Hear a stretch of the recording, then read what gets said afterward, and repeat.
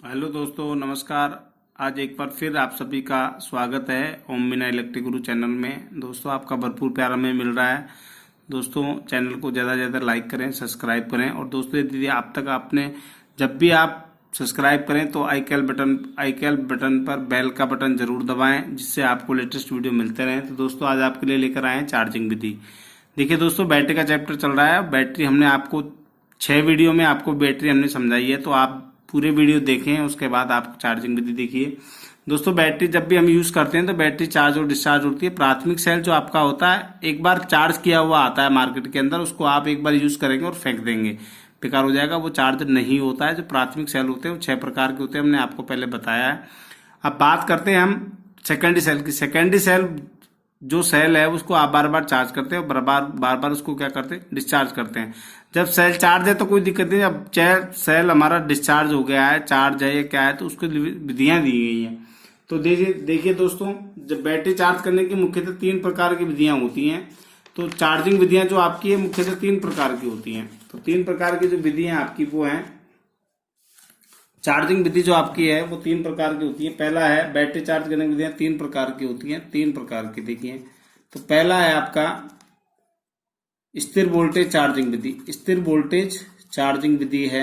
इस विधि के अंदर क्या किया जाता है दोस्तों, कि इस विधि में बैटरी के लिए एक डायनेमो प्रयोग किया जाता है। डायनेमो आप जानते हो सब लोग, डायनेमो जो क्या करता है, घूमता है और घूमकर बैटरी को क्या करता है, चार्ज करता रहता है। डायनेमो नाम की चीज है, सब गाड़ी वगैरह के अंदर सबके अंदर आती है। चार्जर का काम करता है, बैटरी को चार्ज करने का काम करता है। एक से अधिक बैटरी को किस क्रम में जोड़ा जाता है, समांतर क्रम में जोड़ा जाता है। स्थिर वोल्टेज चार्जिंग विधि की बात कर रहा हूं मैं अभी। 3 प्रकार की होती हैं, स्थिर वोल्टेज चार्जिंग विधि, स्थिर करंट विधि, और तीसरा है ट्विंकल चार्जिंग विधि। और एक अन्य प्रकार की है बूस्टिंग चार्जिंग विधि, लेकिन उसको प्रयोग के अंदर नहीं रखा गया है।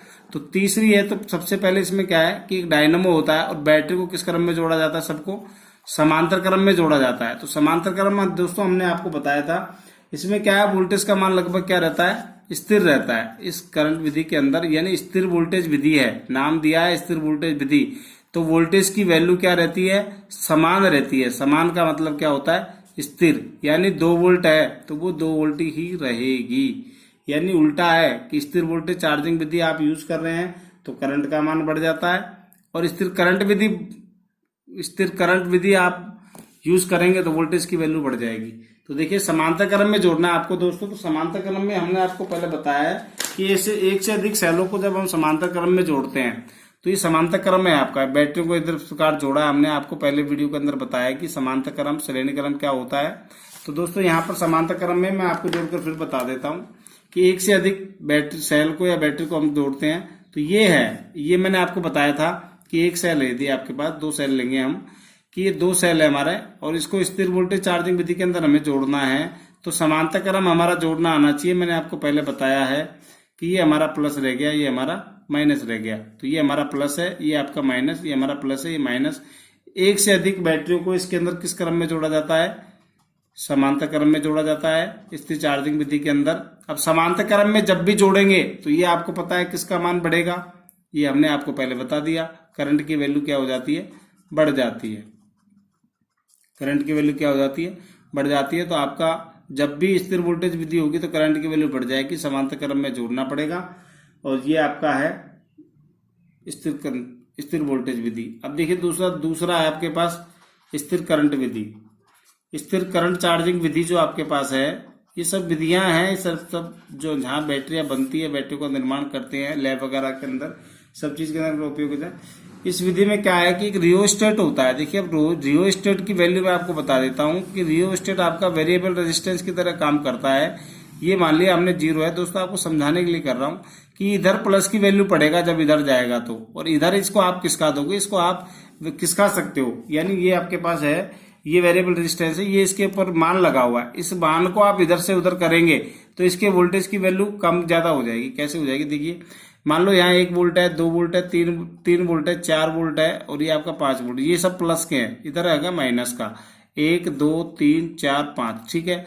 अब ये वेरिएबल रेजिस्टेंस है आपका, मैं बता रहा हूं कि ये जो है ये सिलेक्टर है, जहां पर आप चार्ज कर देंगे प्लस माइनस में, उस हिसाब से काम करेगा। तो देखिए, इसको जब आगे पीछे आप सरकाते, मान लो यहाँ 0 पर है अभी, इसको आप सरका कर 1 पर ले आए तो 1 वोल्ट हो गया प्लस का, ये 2 वोल्ट हो गया, 3 4 5, वैल्यू बढ़ा सकते हो घटा सकते हो। अब घटाने के लिए आपको किस में जाना पड़ेगा, माइनस में, कि 1 2 3 4 5, तो घटा बढ़ा सकते हो इसको।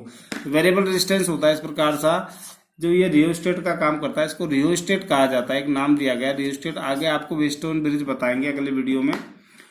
तो ये बैटरी को किस क्रम में जोड़ा जाता है, अब देखिए जब स्थिर वोल्टेज विधि आई थी तो किस में जोड़ा था, समांतर क्रम में। अब स्थिर चार्जिंग विधि आ रही है तो ये चीजें पूछी जाती है कि स्थिर वोल्टेज चार्जिंग विधि में बैटरी को किस क्रम में जोड़ा जाता है, समांतर क्रम में। ऐसे क्वेश्चन एग्जाम में पूछे जाते हैं। किसका मान बढ़ेगा,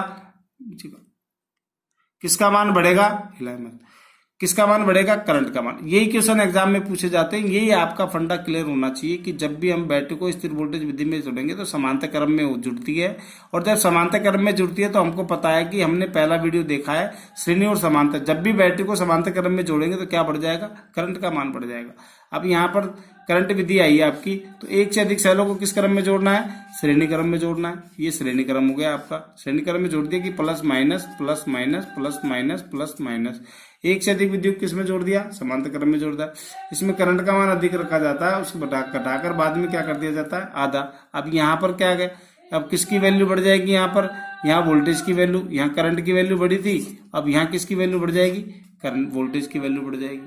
तो ये विधियां हैं। और तीसरी आपकी ट्रिंकल चार्जिंग विधि है, ट्रिंकल चार्जिंग विधि।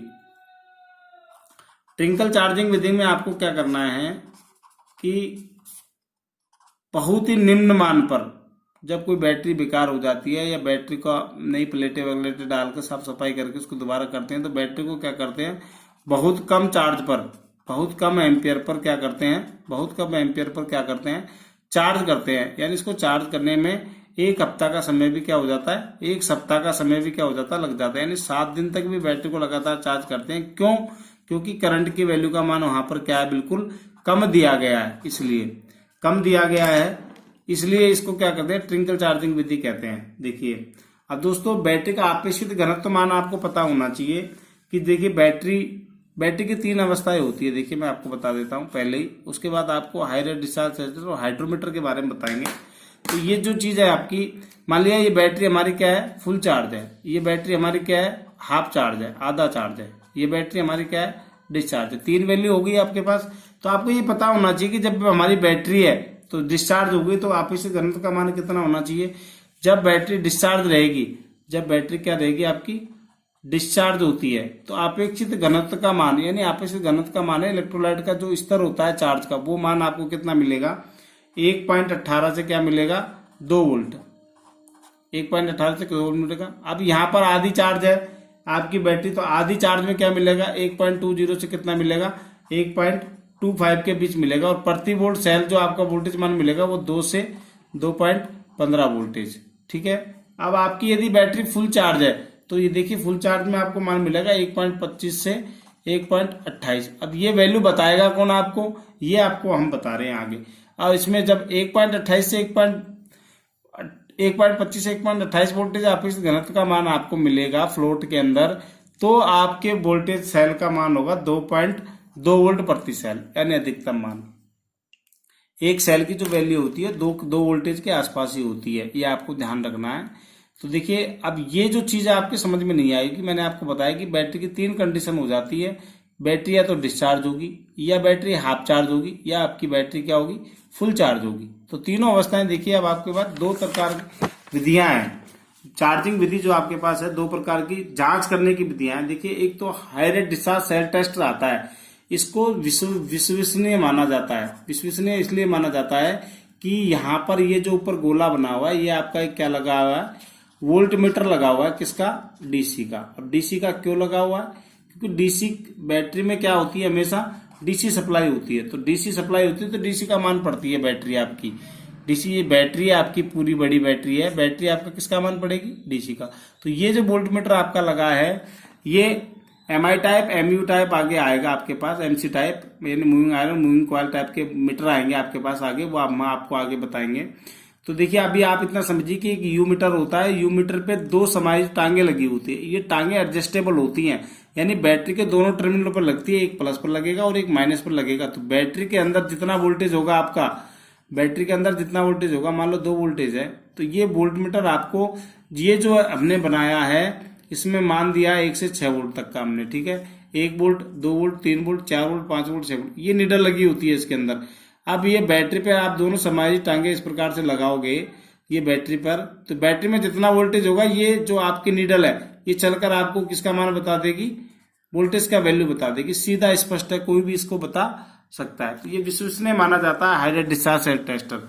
अब देखिए कैसे नापा जाता है। यदि हमारे पास ये बैटरी है, ठीक है, अब बैटरी हमारे पास 6 वोल्ट की है, लेकिन बैटरी की 3 कंडीशन बताया, या तो फुल चार्ज होगी यानी 6 वोल्ट होगा, या 6 वोल्ट से लेकर 0 तक इसका वोल्टेज का मान जो भी होगा इस बीच के अंदर होगा, बीच के अंदर, तो बीच की वैल्यू को बता देगा ये। अब दोनों बस करना कुछ नहीं है, हाई रेट सेल्फ टेस्टर को उठाना है आपको और दोनों टर्मिनलों पर समायोजित टांगों को लगा देना है।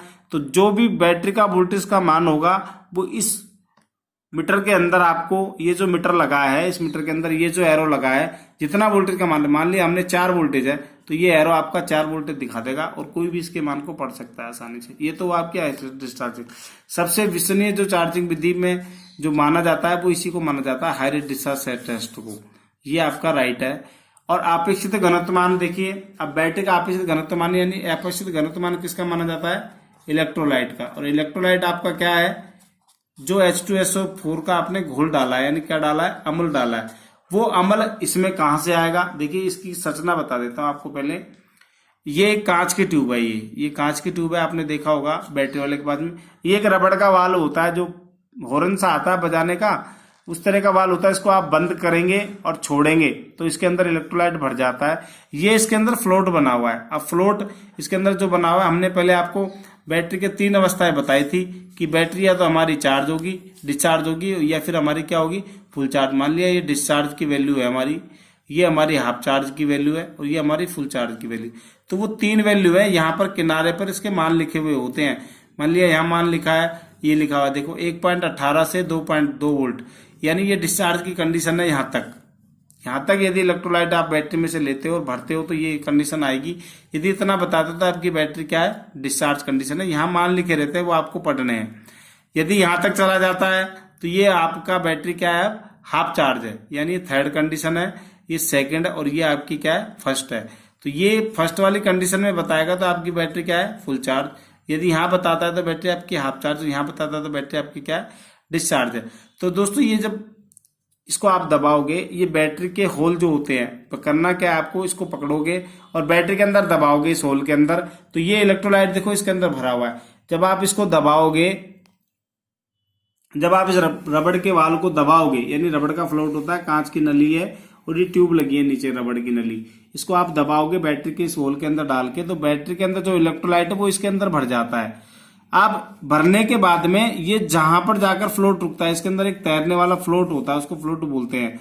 तो वो आपके घनत्व का मान पड़ता है और जहां जाकर ठहरता है, मान लो यहाँ का ठहर गया तो यहाँ का ठहरेगा, तो आपकी बैटरी क्या है, डिस्चार्ज वैल्यू बता रही है। डिस्चार्ज वैल्यू का वैल्यू हमें पता होना चाहिए कि 1.18 तक दिखाता है तो हमारी वैल्यू किस में चली जाएगी, डिस्चार्ज में। यदि 1.18 से ऊपर दिखाता है, यानी 1.19 से 1.25 तक दिखाता है, तो बैटरी हमारी क्या है, बैटरी हमारी हाफ चार्ज है। यदि 1.25 से लेकर 1.28 तक की वैल्यू बताता है तो बैटरी हमारी क्या है, फुल चार्ज है। तो इस प्रकार से बैटरी का अपेक्षित घनत्व इसके अंदर नाप सकते हैं।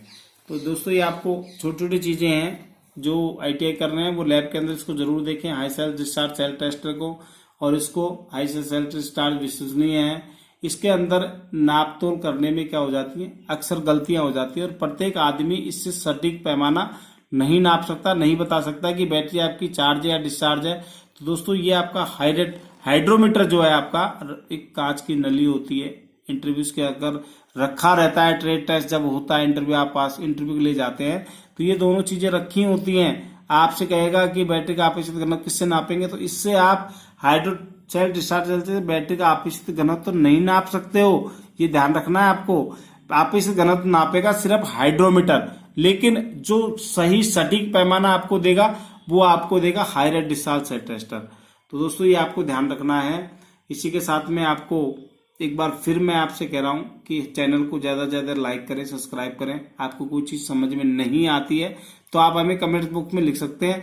आपके यदि कोई विचार है इलेक्ट्रिशियन थ्योरी के बारे में, डिस्कशन यदि आपको करना है तो आप कमेंट्स बॉक्स में जरूर लिखें और ग्रुप से जुड़े रहें, नए अपने साथियों को भी बताएं। दोस्तों यहाँ पर बेसिक आपको बताऊंगा, उसके बाद आपको डिप्टी में ले जाऊंगा, आपका इंटरव्यू संबंधित, थ्योरी मेडिकल से संबंधित जो भी चीजें हैं वो हम आपको सभी बताएंगे। तो दोस्तों चैनल से जुड़े रहिए, धन्यवाद।